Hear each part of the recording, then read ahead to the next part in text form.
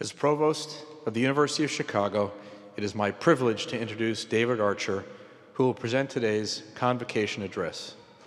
David is a professor in the Department of Geophysical Sciences and the college.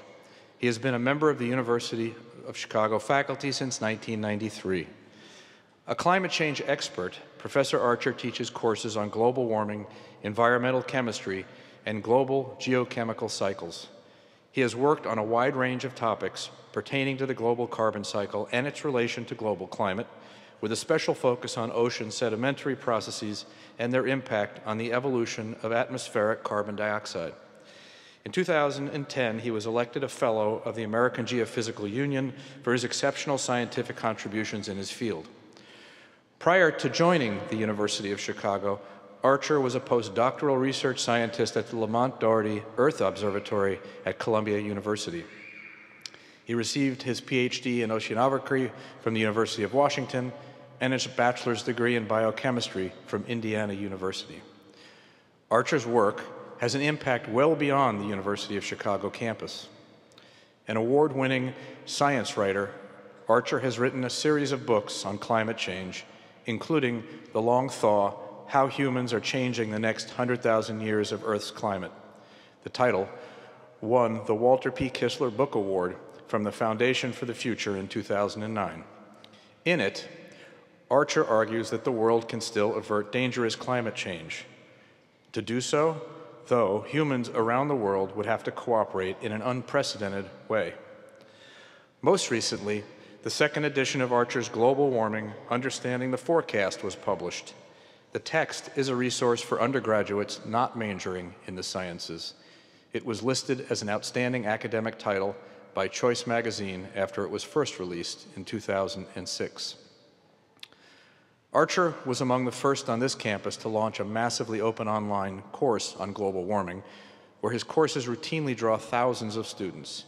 He is also a regular contributor to one of the internet's top science blogs, realclimate.org, where working climate scientists respond to developing stories on climate science for the benefit of journalists and the public.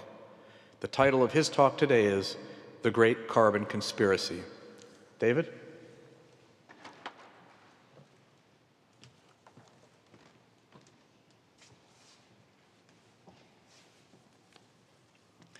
Welcome to the 521st Convocation at the University of Chicago. This is a great day. It's a day for congratulations and for reflection. I can't help but reflect that if you had gone to Northwestern, you might have gotten somebody like Oprah right now, instead of a nerdy oceanographer like me. And also that you don't typically hear much from the sciences at these things. You may come to your own conclusions in the next couple of minutes about why that might be, but I think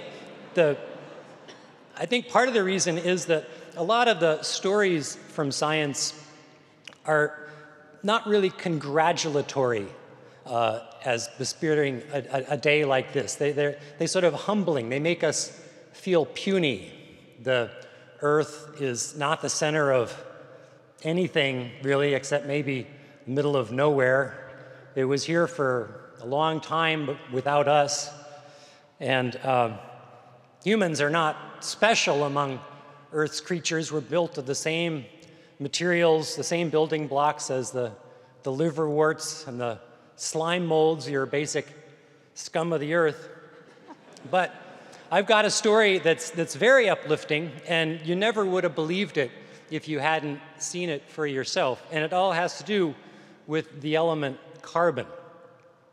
So if you were cruising around in space and checking out piles of atoms like this planet, and you somehow hadn't come from someplace like this, you probably would never have imagined all of this stuff going on here.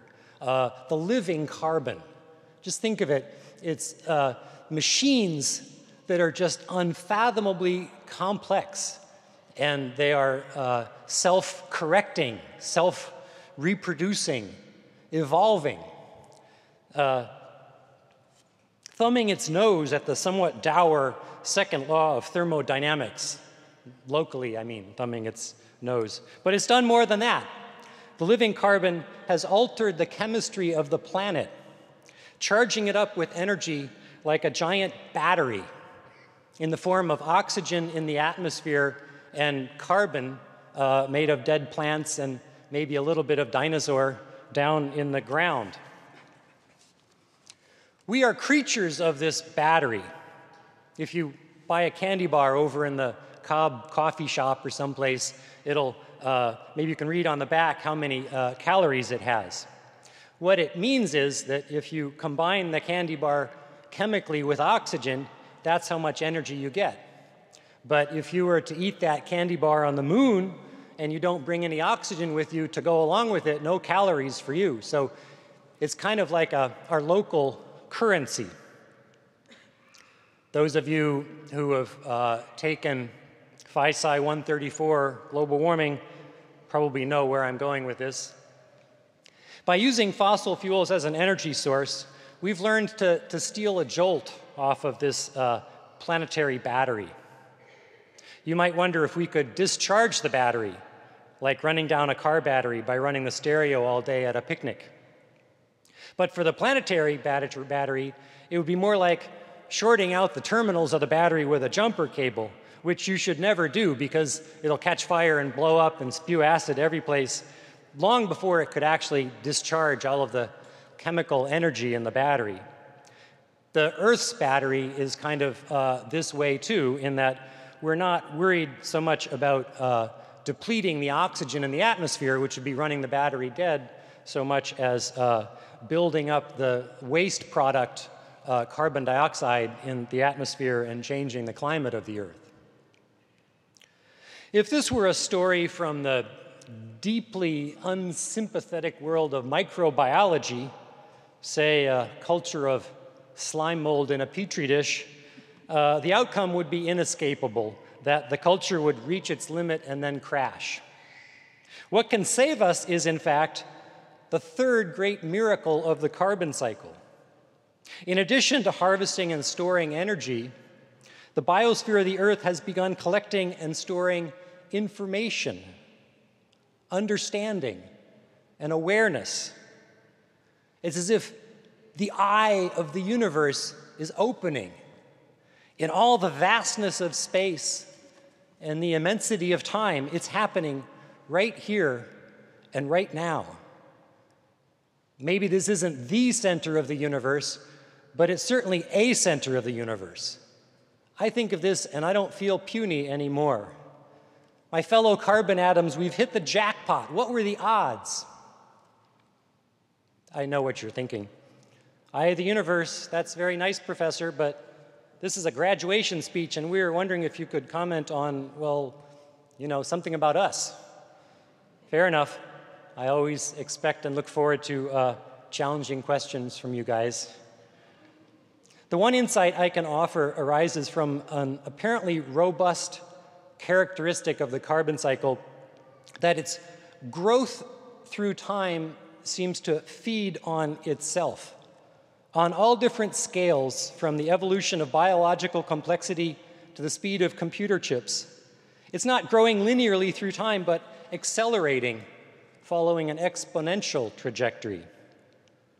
The thing about living on an exponential curve is that you can never quite see what's coming. Everyone expects the next century to be like the last, but it never is. For thousands of years in the human world, nothing ever changed. Now it's changing so quickly, I can perceive in my lifetime not just the changes, but the acceleration in the rate of change.